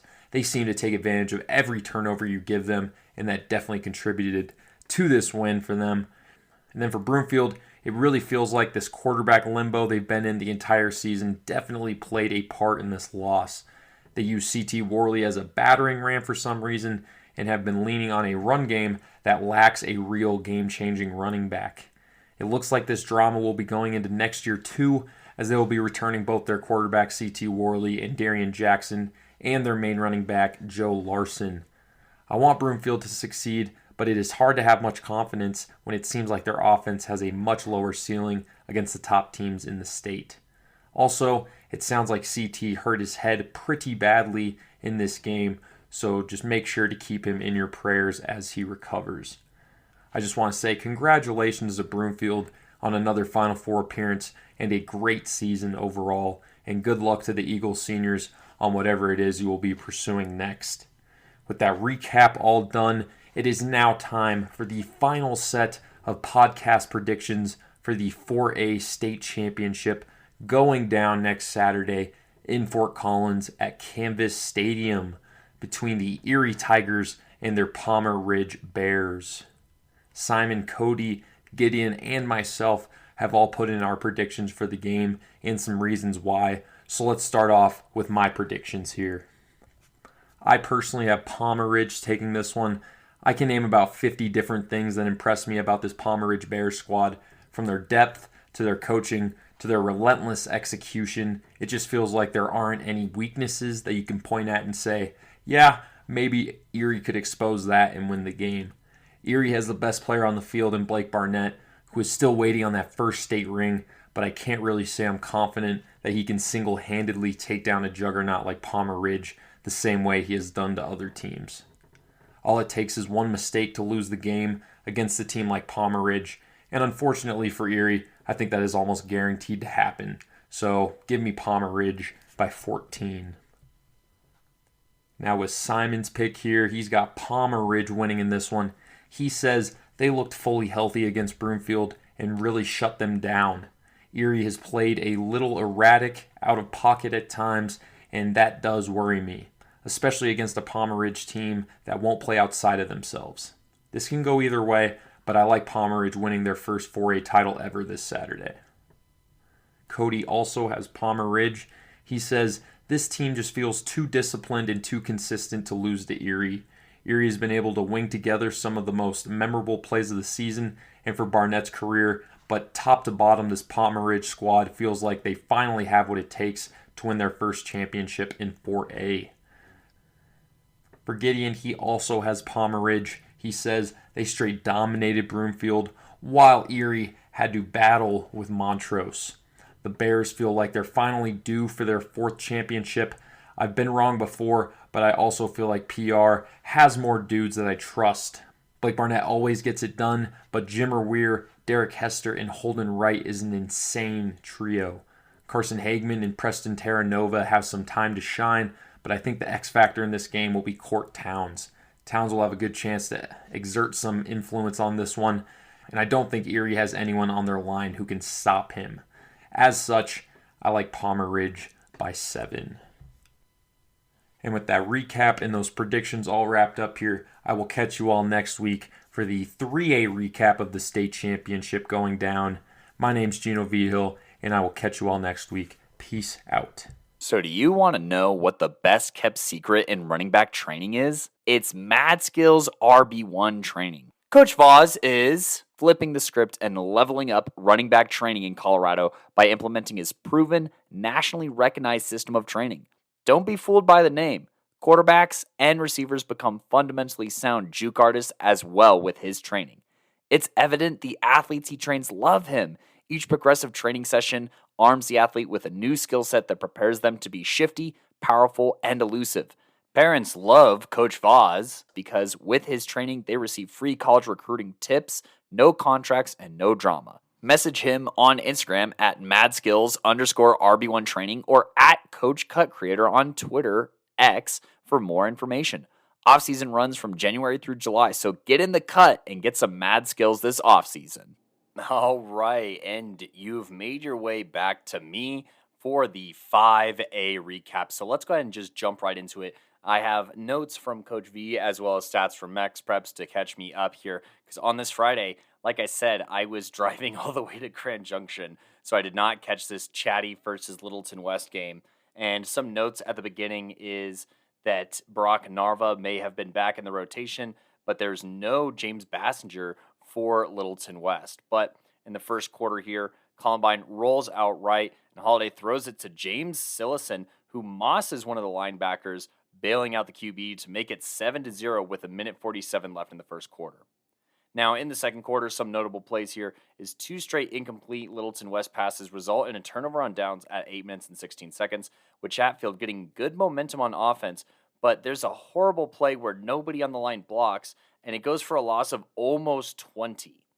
They then have to burn their first timeout at 4 minutes and 24 seconds, and encroachment makes it 4th and 18 on the 24, and Chatty follows that up with another timeout, but these 2 timeouts and this encroachment don't lead to anything for Chatfield, who turn over on downs. And then Littleton West uses a timeout with about 1 minute and 1 seconds left in the half on the 25 as they methodically move the ball. After an incomplete pass, they hand it off, and Chatfield forces a key fumble and recovers it on the 25 with 48 seconds left. There's a drop to start this drive, and then a scramble for no gain. And with 34 seconds left on 3rd and 10, Jones hits Landon Mueller on the wheel route left, going for a big 30-yard gain across midfield. With 22 seconds left, Jones runs up the middle over Sillison and gets another first down. Chatfield uses their final timeout on the 28 with 14 seconds left. Jones makes a couple of defenders miss following the timeout and finds Colin Mott on the scramble for a huge gain and puts them on the 7. And a 25-yard kick by Andrew Aston makes it a 7-3 ball game, Littleton West leading at halftime.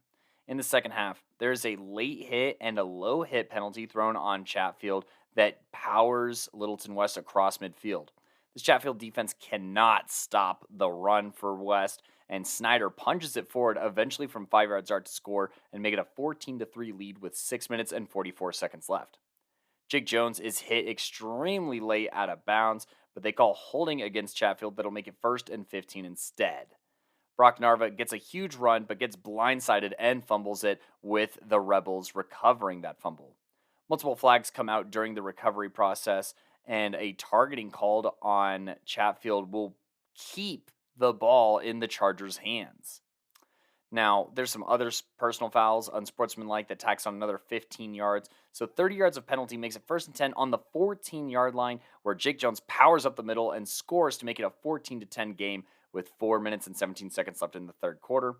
Jumping forward to the fourth quarter here, Littleton West caps off a long drive at the start of the fourth with a Mason Moreno dive for a touchdown to make it 21-10 with 10 minutes and 41 seconds. And then Jake Jones throws a pretty tough pick six to Troy Johnson, and Columbine will go to state on that note. So, jumping back and forth between the many names here, let's just talk about some of the guys who tried to make it happen for Chatfield.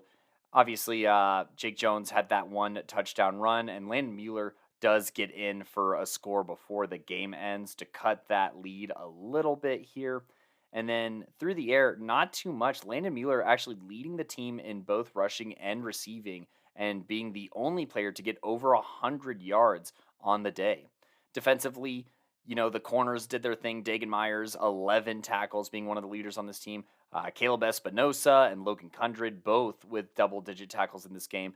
And Cody Wittig here, the junior, putting forth an 11-tackle, 3 TFL performance here. Cody Wittig also credited with the forced fumble, and Logan Kundred credited with the fumble recovery. But outside of that, not a lot to talk about here on the Chatfield side. On the Littleton West side, obviously they held this explosive offense to just 16 points. James Sillison pacing the team in tackles with 12 of them and getting a sack. Meanwhile, Hunter Hamilton, the senior, along with Sam Harris, both get multiple sacks in the backfield. Hunter Hamilton with 3 and Sam credited with 1. And then Troy Johnson, as mentioned in that recap, credited with the pick 6 and being one of a ton of the Rebels touchdowns here in this game. James Sillison also catching one, as mentioned, that Mossing catch. And, out of the backfield, it looks like Moreno and Snyder, the usual suspects here, doing damage to the tune of 288 yards on a combined 52 carries. 52 card pickup here for Chatfield as they are sent to their offseason, and Littleton West punches a ticket to state.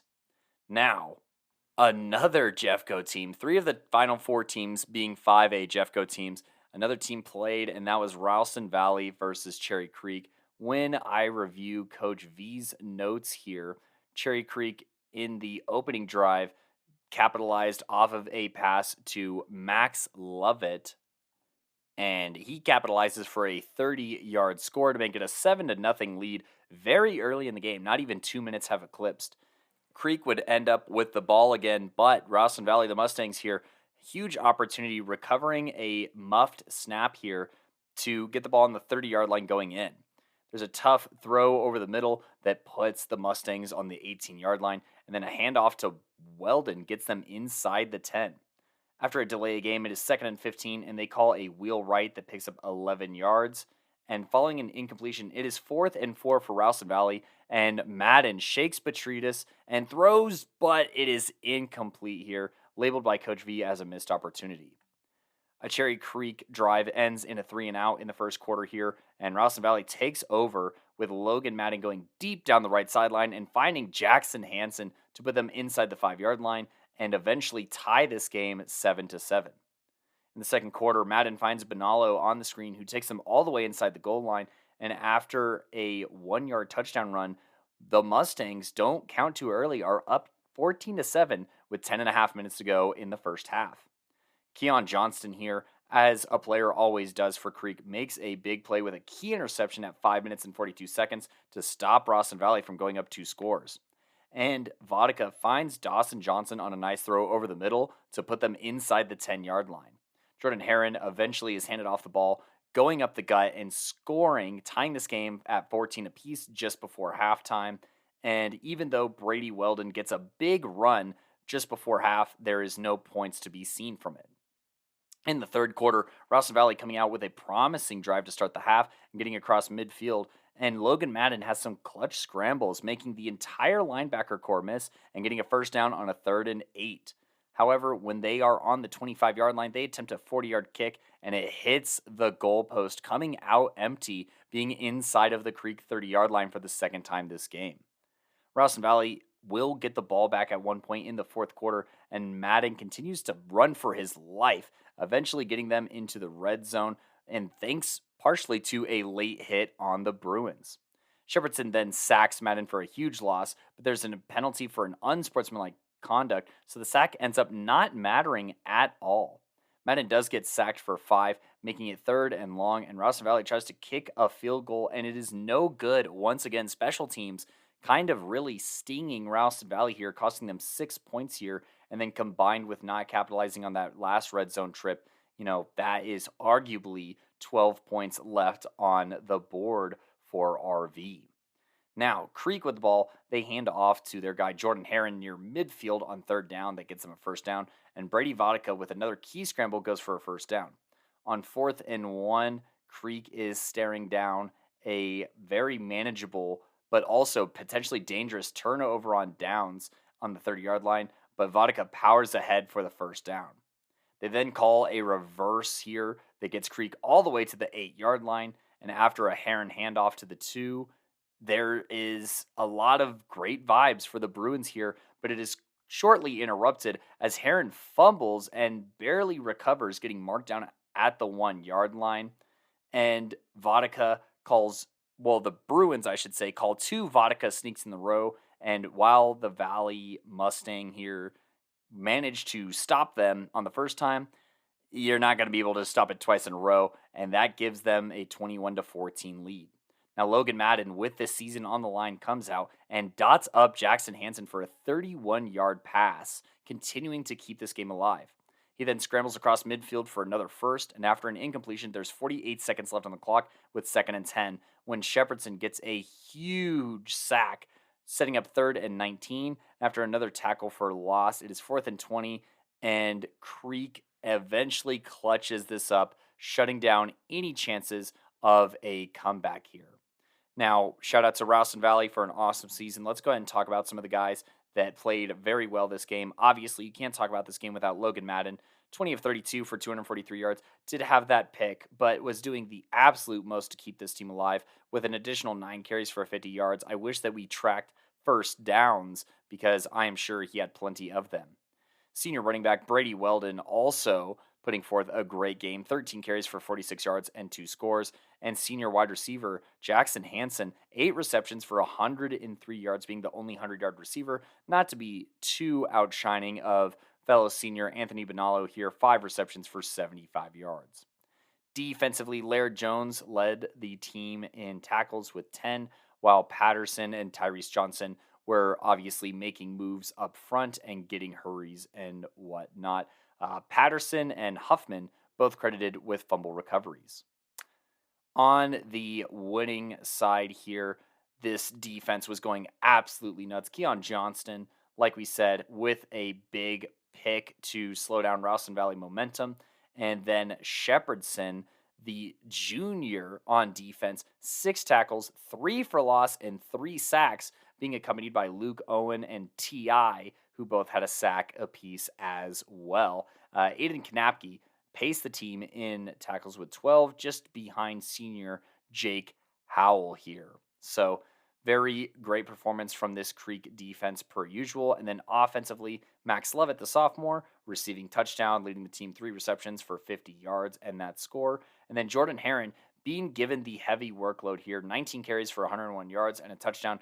Brady Vodka finding the pay dirt on that other one, and through the air, 11 of 15 for 96 yards, will be a very interesting piece to watch next week, as he did struggle in last year's state game and was pulled, but this feels like his team, and if he wants to stamp it, now would be the time with this fearsome offensive line, as Creek and Littleton West will face off at Canvas Stadium up north in Fort Collins.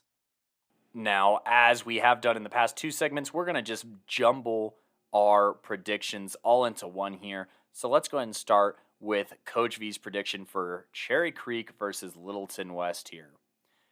Simon says, quote, Creek. they survived a scare where Ralston Valley's offense pulled out the entire playbook and beat Creek at times by relying on their standout QB to make a play. This spread out the defense and made Ralston very unpredictable at times.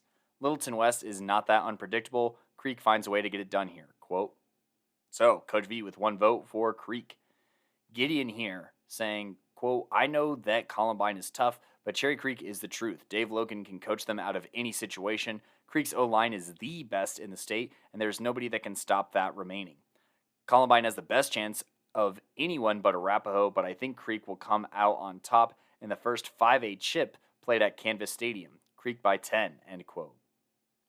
Gino here, continuing the streak here with a quote, Cherry Creek, the Bruins are looking for their 5th straight state championship, and I just simply don't trust West Littleton to be the ones to stop them from getting it. If you look at Cherry Creek's schedule, including playoffs, they have had the most, quote, struggle, and interior, quote, back to Gino, quote, against passing teams. The fact of the matter is that Cherry Creek has guys up front that can stop West Littleton's run attack, and then they have guys in the secondary that are going to be salivating at the thought of the Rebels dropping back to pass. That offensive scheme is simply too predictable to be able to take down a Dave Logan-led team, so give me the Bruins by 14, end quote. Both Gideon and Gino, more brave than myself here, not going to give a score prediction, but I do think that the depth that Creek has in the front 7 should prove to be the difference, seemingly as it always has for the Bruins come championship day. Vodka was their biggest question in the big game last season, but he clutched up in the semis and isn't that wide-eyed freshman he was last year and should be able to bring home the hardware. Just got to make sure that you relax and settle down here. Versus, Littleton West, they're licking their chops. They have a lot of people that they think, they want to prove wrong because they don't understand what points were being made. But, I think that it'll be interesting. We're going to actually see them, Gideon and myself today, the 4A and 5A teams at Media Day up in Canvas. So be on the lookout for TikToks on that. But before I start doing all the plugs, let's go ahead and take a look and see how the recap and predictions went last week. So let's do a little YouTube rewind here and talk about the Lyman versus Strasburg predictions, where we had a clean sweep here with all 4 of us taking Lyman, and Lyman ending up the victors here. So extra bonus points for getting this deep into the playoffs, these games correct. On the 2A level, there was a bit of a divide here where Gino and myself took the Panthers and Simon and Gideon took the Bears here. Gideon taking Rifle by 1 and Simon thinking that this front line for Rifle would bounce back after not being impressed by the Panthers' performance against TCA. But that turned out to be an anomaly here, and Delta won that championship, keeping Gino and I a leg up here. But there's points to be made up, since in the Green Mountain versus Lutheran game, myself, Gideon, and Gino all took the Green Mountain Rams, who at that point were undefeated to remain undefeated, but Coach V's selection of Lutheran serves him well. However, that would shortly be offset in this 3A prediction, since he would follow that up with a Thompson Valley pick. And on top of that, Gideon also took Thompson Valley, going 0 for 2 in 3A here, hurting his points in the standings just a little bit. And Gino and I bounce back from the Green Mountain miss with the Holy Family picking over Thompson Valley. On the 4A level here, all 4 of us took Palmer Ridge, and the Bears took care of business against the Eagles. Now, in Montrose versus Erie here, there's a little bit of back and forth, but ultimately all 4 of us ended up picking the 4A state championship down to a T. All of the squad here at PMC took Erie in that game. In the 5A semis here, nothing too crazy for, the Cherry Creek prediction. We all took the Bruins. The Bruins won. And for Chatfield versus Littleton West, I'm pretty sure that, everyone took Littleton West as well. And Gideon almost getting the score exactly here, picking Columbine by 17. They end up winning 35-16, which, if I remember how to do math from when I went to school a gazillion years ago, is, I mean, he was only 2 points off. So, kudos to Gideon for calling the score that closely. But that's how we did in that last round. Now, just climbing down this list from top to bottom, Coach V on the 5A level went 2 of 2, on the 4A level 2 of 2, 3A 1 of 2, 0 for 1 in 2A, and 1 of 1 for 75% correct for a total of 48 points, making his total 169. Nice. Now, myself, not to brag, but to brag a little bit, I went perfect on 5, 4, and then got both the championship in 2 and 1A right, and went 1 of 2 in 3A for 88% correct, and a cool 56 points to take the lead here at 181 heading into championship weekend. Now, Gideon here went 2 of 2 on both the 5A and 4A level, but struck out between 3A and 2A before getting Lyman correct for 63% and 40 points to try and stay within somewhat of striking distance at 157 total. Gino here went on an absolute tear, only missing one game for a 56-point weekend and is just behind me at 4 points. So we'll see how all of our predictions stack up this weekend and who will be the most correct on a round-to-round basis. And I gotta tell you, I'm feeling pretty good about going back-to-back. So I will have bragging rights for the foreseeable future since I can foresee the future. Now, the games that we will be waiting on here is, Gideon and myself will be up in Fort Collins, CSU. The first game will be between Palmer Ridge and Erie at 11 a.m. between the 13-0 Palmer Ridge Bears and the 12-1 Erie Tigers. And then we will have another game at 3 p.m. between the both undefeated 13-0 Cherry Creek Bruins and Littleton West Rebels. And then Gino and Simon holding it down south at Pueblo between Holy Family and Lutheran. Holy Family at 12-1, Lutheran at 11-2 at 1 p.m. So stay tuned to our Instagram for those updates. But you know what you should check out is you should check out CodeRedCoaching.com, where the grind to greatness starts with the mind. Get a hold of Cody Rosenthal either at 720-979-1914 or through other information on CodeRedCoaching.com as well as Instagram with Code Red Coaching, where he can help individual athletes, professional development, teams and groups, or just performers of any kind to enhance the mental performance and be like our Playmakers of the Week that they are presenting here, who obviously played to their top of their capabilities this week. Less and less nominees as we go through. On the 1A level, Keon Bandy crowned the 1A Playmaker of the Week. 9 carries for 65 yards and a rushing touchdown, while also getting 4 receptions for 101 yards on offense, so having the most scrimmage yards on offense. And then defensively, 7 tackles. That's something that's pretty nice, but his 2 interceptions and the ring on it is what makes it a stellar dub for Keon Bandy. On the 2A level, I could have gone with a guy like Tucker Johnson or Xavier Ramirez, who those 2 guys combined for 7 sacks. I could have gone with a Caleb Richmond, who had 2 fumble recoveries, but none of it quite felt right with my very own eyes, the same way that Talon Hewlett did, with 36 carries for 242 yards, 5 touchdowns, 10 tackles, and a partridge in a pear tree. Oh, my bad, I misread that. And a pass deflection on the green turf. It doesn't quite roll off the tongue the same way, but regardless, he is the 2A Playmaker of the Week for Delta. On the 3A level, Coach V crowned Lutheran running back Cole Johnson, who had, well, I should say running back and defensive beast, 15 tackles, 3 of those for loss on the defensive side, and then offensively 131 rushing yards and 2 rushing touchdowns in Lutheran's upset road win over Green Mountain to punch their ticket to state. On the 4A level, for me, it was between the 2 quarterbacks of the 2 teams that made it to state, and ultimately I have decided to go with Blake Barnett, 2 passing touchdowns, a 2-point conversion pass, and a 1 rushing touchdown here to put this game out of reach in a close win against Montrose where every point mattered. Blake Barnett was healthy and available for these points.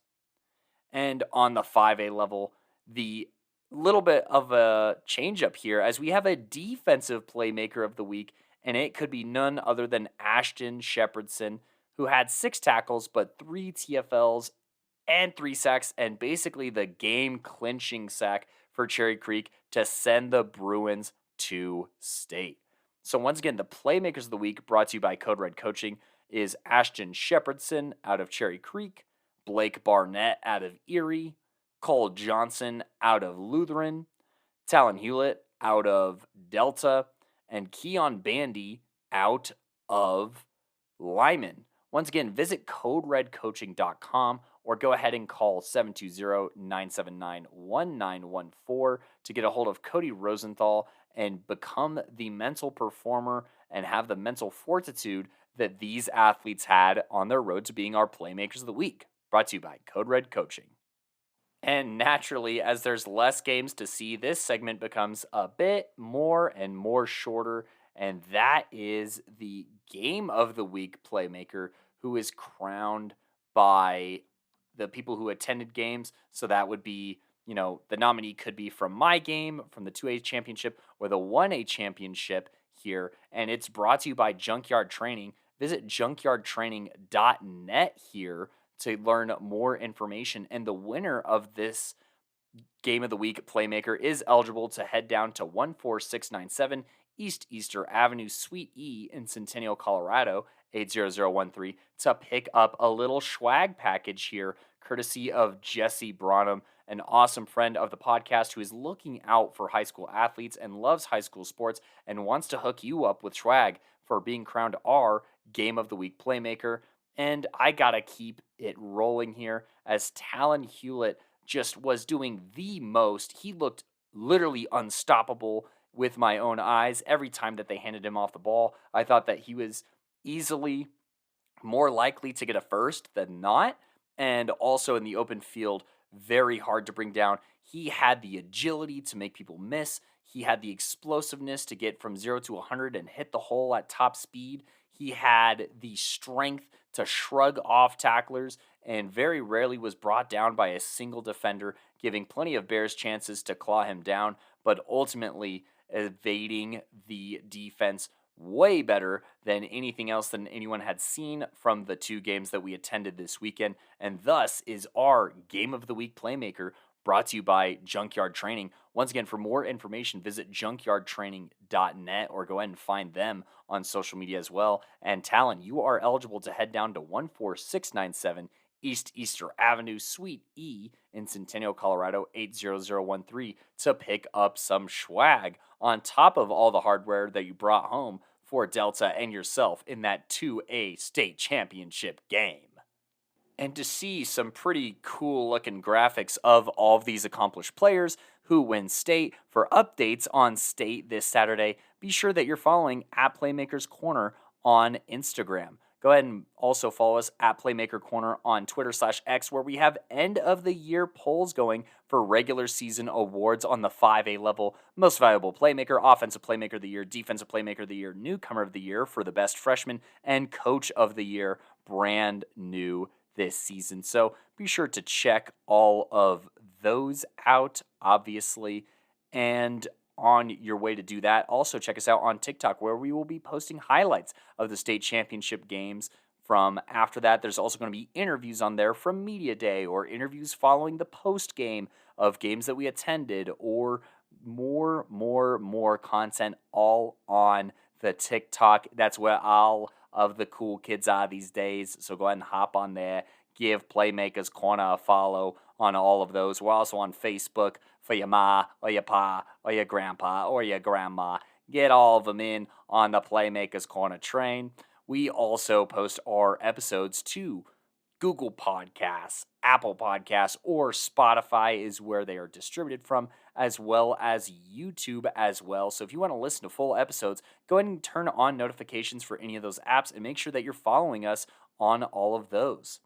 But let's go ahead and stay tuned for end of the year awards later this week, and then our final recap of the 2023 season is going to be next Tuesday. Wowie! I've been your showrunner, Cody Stauffer, accompanied by Gino Gideon and Coach V. Thank you so much for listening, and we will catch you later this week.